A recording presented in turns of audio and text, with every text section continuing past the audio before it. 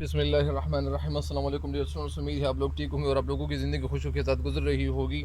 تو بڑھتے ہیں اگلے اشعار کی تشریح کی طرف، لیکن یہ غزل کس کی ہے؟ یہ غزل مرزا اسد اللہ خان غالب کی ہے، اور مرزا اسد اللہ خان غالب یہ پیدائش ان کی جو ہوئی تھی تو وہ 27 دسمبر 1797 میں ہوئی تھی، اور وفات ان کی جو ہوئی تھی تو 15 فروری 1969 میں ہوئی تھی۔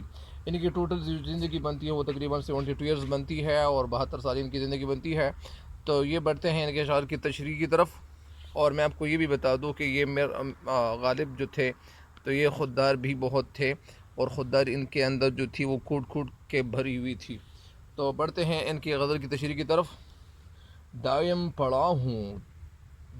پڑا ہوا تیرے در پر نہیں ہوں میں، خاک ایسی زندگی پہ کہ پتھر نہیں ہوں میں۔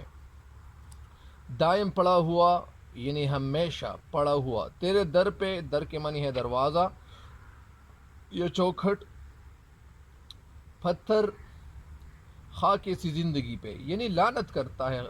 یہ کیا کرتا ہے؟ ایک لعنت بیچتا ہے، کہتا ہے کہ ایسی زندگی سے، ایسی زندگی کیا زندگی ہوتی، ایسی زندگی کیا زندگی ہے، اس سے تو کیا اچھا ہے، یعنی میں ایسی زندگی پہ لعنت بیچتا ہوں کہ جب زندگی ایسی ہی ہو۔ یہ تو ان کا کہا ہوا ہے۔ اس شعر کا مطلب کیا ہے؟ اس شعر میں شاعر اس کا مفہوم کیا لیتا ہے؟ اس کا مفہوم یہ بتاتا ہے کہ میں تیرے دروازے پہ ہمیشہ پڑا ہوا نہیں ہوں، میں تیرے دروازے پہ ہمیشہ پڑا ہوا نہیں ہوں، خاک ہوں ایسی زندگی پہ کہ میں محبوب کے در و دیوار کا یا دروازے کا پتھر تک نہ بن سکا، یعنی کاش میں محبوب کے دروازے کا پڑا ہوا پتھر ہوتا۔ لیکن کبھی کبھار کچھ اور بھی کہہ جاتے ہیں۔ شاعر اس شعر میں کہنا کیا چاہتے ہیں؟ اس شعر کی تشریح کچھ اس طرح سے ہے، کہتے ہیں مرزا اسد اللہ خان غالب اس شعر میں اپنے آپ کو ملامت کرتے ہیں، کہتے ہیں کہ ایسی زندگی پہ میں لعنت بیچتا ہوں کہ محبوب کے دروازے کا پتھر نہیں بنا۔ اگر میں پتھر ہوتا تو محبوب کے دروازے پر پڑا رہتا، اور محبوب جب بھی گھر سے باہر نکلتا یا قدم رکھتا یا گھر میں داخل ہوتا تو کم از کم میرے ساتھ تو ان کا واسطہ تو پڑ جاتا۔ کبھی کبھار کچھ باتیں تو مطلب یعنی کبھی کبھار کچھ نہ کچھ تو ہوتا چلا جاتا، تو آتے جاتے اس کے پاؤں چومنے کا موقع مل جاتا، یا قدم جمی، یا کچھ نہ کچھ تو ہمیں یعنی سکون مل جاتا۔ اب ایسی زندگی کا کیا فائدہ؟ یعنی ایسی زندگی تو زندگی نہیں ہے، ایسی زندگی کا فائدہ کیا ہے؟ ایسی زندگی کو کچھ بھی فائدہ نہیں ہے۔ اب نہ تو میں محبوب کے دروازے پہ ہمیشہ ہوں، اور نہ میں اب کسی طرح اس کے دروازے تک پہنچ سکتا ہوں۔ یعنی مطلب اس سے یہ ہے کہ ایسی زندگی سے خاک ہونا یا مٹی میں مل جانا، اگر میں خاک میں خاک ہو جاتا، مٹی میں مل جاتا، کم از کم تو اچھا ہوتا، کیونکہ کم از کم جلنے اور کھڑنے سے، یا کم از کم تکلیف ملنے سے، یا اس دنیا میں مجھے کوئی چیز نہ ملنے سے، کم از کم مجھے تو تکلیف تو نہ ملتی۔ میں اگر خاک میں خاک ہو چکا ہوتا، میں کچھ نہ ہوتا تو اچھا ہوتا۔ تو یہی اس کا مطلب ہے، اور یہی کہنا یہی چاہتے ہیں کہ ایسی زندگی کیا زندگی ہے۔ مطلب یعنی شعر کہنا یہ چاہتے ہیں کہ محبوب سے مخاطب ہو کر مرزا غالب کہتے ہیں کہ میں ہمیشہ کے لیے تمہارے دروازے پر پڑا ہوا نہیں ہوں، کچھ دیر کے لیے تو تمہارے دروازے پر آ کر کھڑا ہوا ہوں، تاکہ تیری ایک جھلک دیکھ لوں، یا دل و دماغ کی میں پریشانی دور کر لوں۔ تھوڑا دیکھنے سے مجھے سکون مل جائے گا، کچھ یعنی سکون مل جائے گا۔ ایسی زندگی کچھ زندگی نہیں ہے کہ محبوب کے دیدار کو ترس گیا ہوں۔ یعنی کبھی کبھار انسان ایسا ہو جاتا ہے کہ وہ تنگ آ جاتا ہے، کہتے ہیں کہ یار ان کو ناکامی ملتی ہے۔ اصل میں اس کا مطلب کیا ہے؟ اس کا مطلب یہ ہے کہ پرانے دور میں ایک تو یہ خوددار بہت زیادہ تھے، کیونکہ خوددار ان کے اندر بہت زیادہ تھی، خودداری بےحد تھی ان کے اندر۔ تو اسی وجہ سے کہتے ہیں کہ کبھی کبھار ایسا بھی ہو جاتا تھا کہ جو دوست ان کا دوست ہوتا تھا، یا یہ اگر کسی دوست کے دروازے پہ چلے جاتے، اگر وہاں ان کے دوست سے ان کی زبانی یہ پتہ چل جاتا کہ غالب تو یہاں آئے ہوئے ہو، تو یہ اپنے ساتھ کہہ دیتے کہ ہاں میں آیا تو یہاں تھا، لیکن اب اگر تم کہے جا رہے ہو کہ تم کہیں اور آئے ہوئے ہو، تو اسی وجہ سے میں دوبارہ یہاں سے چلا جاتا ہوں۔ تو پھر جب وہاں سے چلے جاتے تھے غالب، تو پھر کیا ہوتا تھا؟ پھر ساری زندگی اس طرف یعنی نہیں جاتے تھے۔ تو یہی ان کا کہنا ہے، یہی کہنا یہ چاہتے ہیں، یہی مطلب اس شعر کا بھی ہے۔ تو اسی وجہ سے یہی اس کا مطلب نکلتا ہے۔ اگلا شعر کیا ہے؟ کیوں گردش مدام سے گھبرا نہ جائے دل، کیوں گردش مدام سے گھبرا نہ جائے دل، انسان ہوں پیالہ و ساغر نہیں ہوں میں. گردشی مدام، گردش کی معنی ہے مسلسل، یعنی گردش کرنا، گھومنا پھرنا، ادھر ادھر سے جانا یا ایک جگہ سے دوسری جگہ منتقل ہو جانا. گھبرا نہ جائے دل، یعنی میرا دل گھبرا نہ جائے. انسان ہوں میں تو انسان ہوں میں، پیالہ و ساغر نہیں ہوں میں. پیالہ کا مطلب کیا ہے؟ پیالہ و ساغر نہیں ہوں میں. شراب کا پیالہ مراد ہے اس سے، یا گلاس لیا جاتا ہے. تو پیالہ و ساغر یہ دونوں کیا ہے؟ یہ ہم معنی لفظ ہے، مترادف الفاظ ہے. اس شعر کا مطلب کیا ہے؟ اس کا مفہوم کیا ہے؟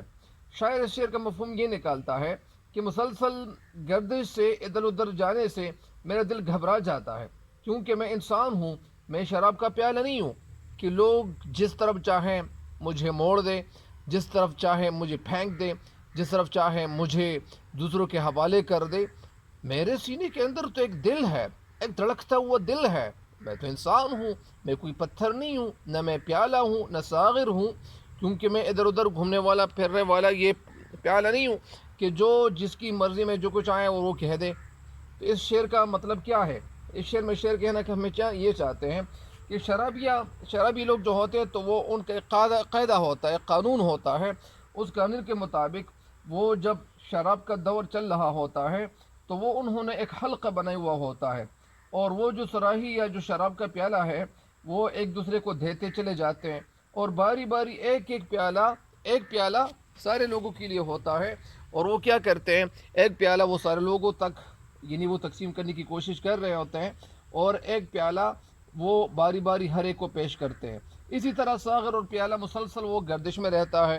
مگر پیالہ تو ایک بے جان چیز ہے، اس کی کوئی قیمت نہیں ہے، اس کی کوئی قدر قیمت نہیں ہے. اور اگر وہ مسلسل گردش میں رہیں، ادھر ادھر لوگ اگر وہ ایک دوسرے کو دیتے رہیں اور وہ ساغر اور پیالے پہ اگر وہ شراب پیتے رہے تو وہ تو بے جان چیز ہے، اس کی کوئی اہمیت نہیں ہے. تو کسی کو کیا فرق پڑتا ہے کہ اگر وہ پیالہ ایک جگہ سے دوسری جگہ وہ دیچے چلے جائیں، اس میں تو کوئی فرق نہیں پڑتا، نہ فرق پڑنے والی کوئی بات ہے. تو شعر کا یہی مطلب ہے، یہی وہ کہتے ہیں. غالب اصل میں اس شعر میں اس باریک نکتے کو اجاگر کرتے ہوئے کہتے ہیں کہ میں گوشت پوش انسان ہوں، میں ایک انسان ہوں، مجھے انسان سمجھا جائیں، مجھے انسان تصور کیا جائے. میرے سینے میں دھڑکتا ہوا ایک دل ہے. دل کیا کرتا ہے؟ دل ایسا دل ہے جو دکھ کو دیکھ کر وہ خفا ہوتا ہے، خوشی کو دیکھ کر ان کا دل خوش ہو جاتا ہے. تو ظاہری بات ہے کہ میرے سینے میں ایک ایسا دل ہے جو دکھ سکھ غم خوشی کے جذبات رکھتا ہے. اگر میں رنج و غم اور مصیبت و تکلیف میں زیادہ عرصے تک گر جاؤں، اگر میں مصیبت مصائب یا تکالیف کا زیادہ تر میں مقابلہ کرتے جاؤں، میرے اوپر یہ سارے مسائل اسی طرح گزرتے چلے جائیں، تو لازماً میرا دل تو کیا ہوگا؟ وہ گھبرا اٹھے گا، وہ کیا چیخ اٹھے گا، اور وہ کیا کہے گا؟ کیونکہ میرا پیالہ میں ساغر اور پیالہ تو نہیں ہوں. انسان ہونے کے ناطے میرا دل اگر گھبرا جائے یا اگر تکلیف محسوس کر لے تو اصل میں یہ ایک نیچرلی بات ہے، یہ ایک فطری بات ہے کہ انسان وہ ضرور ڈرے گا. انسان دکھ محسوس کر کے ان کا دل ضرور تلملا اٹھے گا، ان کا دل ضرور خفا ہوگا. اگر کوئی خوشی کا موقع ہو تو وہ متبسم ضرور ہوگا، خوشی کے موقع پہ ان کا دل ضرور خوش ہوگا. تو ظاہری بات ہے کہ میں ایک انسان ہوں، میں پیالہ تو نہیں ہوں کہ لوگ ایک جگہ سے دوسری جگہ مجھے پھینکتے چلے جائیں، ایک جگہ سے دوسری جگہ لوگ مجھے دیتے چلے جائیں. میں ایک انسان ہوں، میرے سینے میں ایک دھڑکتا ہوا دل ہے. مطلب اس کا یہی ہے، میں آپ کو سمجھا بھی چکا ہوں کہ جس طرح یعنی جب وہ پی لیتا ہے یا اسی طرح بہت ساری باتیں ہوتی ہیں. تو بہرحال اس شعر کے ساتھ ایک شعر ہے کہ دل ہی تو ہے ان کا ہی شعر ہے، یہ غالب کا شعر ہے کہ دل ہی تو ہے نہ سنگ و خشت در سے بھر نہ آئے کیوں. دل ہی تو ہے نہ سنگ و خشت در سے بھر نہ آئے کیوں، روئیں گے ہم ہزار بار کوئی ہمیں ستائے کیوں. یعنی یہ تو میرے سینے میں دل ہی تو ہے، سنگ پتھر خشت تو نہیں ہے کہ پتھر کو تو کبھی غم کا پتہ ہی نہیں چلتا. میرے سینے میں دل ہے، کوئی پتھر نہیں ہے. پتھر کو تکلیف کا پتہ ہی نہیں چلتا، خوشی کا پتہ ہی نہیں چلتا، باتیں سننے کا باتیں نہیں سنتے.